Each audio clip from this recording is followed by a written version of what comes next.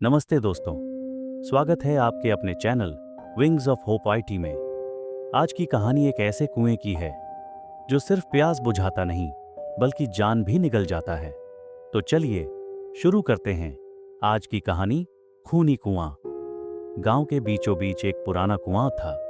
लोग उसे खूनी कुआं कहते थे क्योंकि कहते हैं बरसों पहले गांव वालों ने एक औरत पर चोरी और काला जादू करने का इल्जाम लगाकर उसे उसी कुएं में जिंदा फेंक दिया था। तब से लेकर आज तक उस कुएं का पानी कभी कभी लाल हो जाता था, जैसे उसमें खून बह रहा हो। गांव के बुजुर्ग बच्चों को हमेशा चेतावनी देते थे, इस कुएं के पास मत जाना, वरना वो औरत तुम्हें अपने साथ खींच ले जाएगी। चार दोस्त रोहित, अमन, विजय और सुमित अक्सर रात को बैठकर डरावनी बातें किया करते थे। एक दिन विजय बोला, सब कहते हैं इस कुएं में भूत है, लेकिन सच्चाई कोई नहीं जानता। क्यों ना हम आज रात जाकर देखें। बाकी तीनों डर गए, लेकिन हिम्मत दिखाने के लिए मान गए। उन्होंने तय किया कि आधी रात को सब कुएं पर मिलेंगे। रात के 12 बजे चारों टॉर्च लेकर पहुंचे।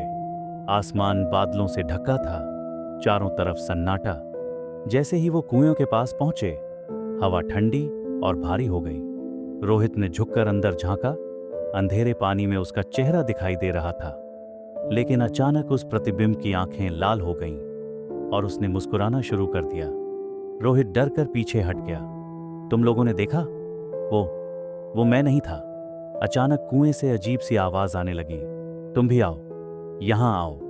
अमन ने टॉर्च डाली तो पानी में बुलबुले उठने लगे। फिर पानी से एक औरत बाहर निकली। उसके बाल भीगे हुए, चेहरे की चमड़ी उखड़ी हुई और आंखें पूरी लाल।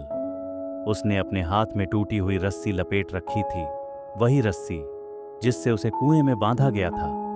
औरत ने अचानक विजय का हाथ पकड़ लिया और इतनी ताकत से खींचा कि वो जमीन पर घसीटते हुए कुएं की तरफ जाने लगा। वो चीखता रहा, बचाओ, मुझे खींच रही है। सुमित और रोहित ने उसे पकड़ा, लेकिन औरत की ताकत अलौकिक थी। उसके मुंह से सिर्फ एक ही शब्द निकल रहा था, खून, मुझे खून दो। तभी कुएं से और भी आवाजें आने लगीं। ऐसा लगा जैसे दर्जनों औरतें एक साथ रो रही हों। कुएं का पानी धीरे धीरे लाल होने लगा और उसके अंदर से कई हाथ ऊपर उठे, जैसे कोई सबको पकड़कर अंदर खींच लेना चाहता हो। अमन कांपते हुए बोला, ये सिर्फ एक औरत नहीं है, पूरा कुआं खून से प्यासा है। जब सब कुछ खत्म होने वाला था, अचानक मंदिर की घंटी बजने लगी। गांव का पुजारी दौड़ता हुआ आया। उसके हाथ में गंगा जल और दीपक था। उसने मंत्र पढ़ते हुए कुएं पर जल छिड़का।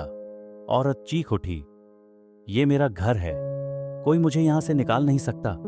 लेकिन मंत्रों की गूंज से उसका चेहरा जलने लगा और वो धीरे धीरे फिर कुएं में समा गई। कुएं का पानी उफान मारकर शांत हो गया। पुजारी ने डरे हुए लड़कों से कहा, ये कुआं सिर्फ पानी का नहीं है, ये उन मासूम औरतों की आत्माओं का घर है जिन्हें यहां बेगुनाही में मारा गया था। उनकी प्यास सिर्फ खून से बुझती है। याद रखना, इस कुएं में जो भी झांकता है उसकी जिंदगी कभी वैसी नहीं रहती। उस रात के बाद से चारों दोस्तों ने कभी उस कुएं की तरफ रुख नहीं किया।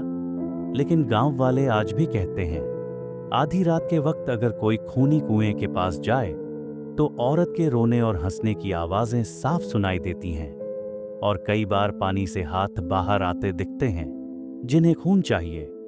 तो दोस्तों, ये थी आज की कहानी, खूनी कुआं।